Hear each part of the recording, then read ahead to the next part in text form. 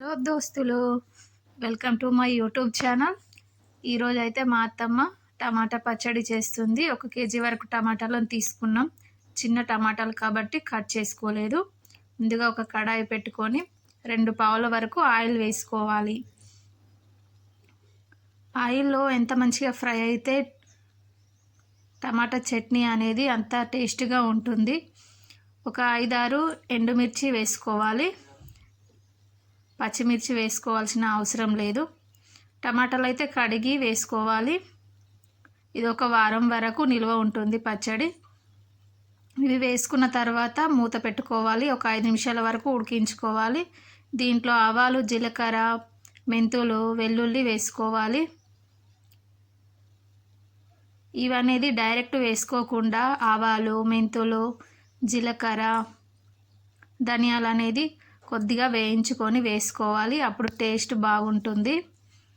Friends, మీకు ఏమైనా variety ఇంకా పచ్చళ్ళు కావాలంటే కామెంట్ సెక్షన్లో కామెంట్ చేయండి. నేను వీడియోస్ చేసి పెడతాము. 5 నిమిషాలు ఉడికించుకున్నాం. చూడండి, టమాటాలు ఉడికిపోయాయి.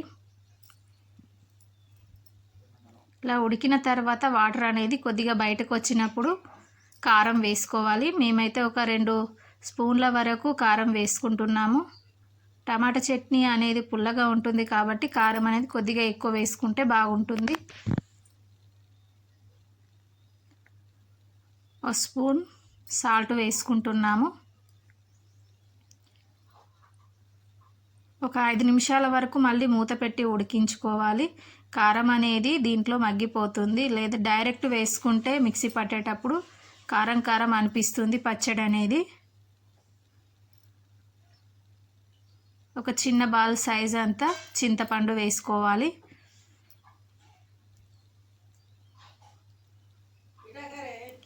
మళ్ళీ ఒక 5 నిమిషాల వరకు మూత పెట్టి ఉడికించుకోవాలి. అప్పుడు వాటర్ అనేది మొత్తం మిగిలిపోయిన తర్వాత మిక్సీ చేసుకోవాలి. మనం ఇందాక వేయించి పెట్టుకున్నవన్నీ ముందుగా మిక్సీ చేసుకొని తర్వాత టమాటాలు వేసి మిక్సీ చేసుకోవాలి.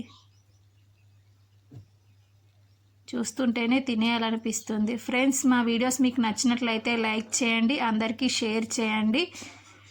మరియు మీకు ఏమైనా డౌట్ ఉన్నట్టయితే కామెంట్ సెక్షన్లో కామెంట్ చేయండి.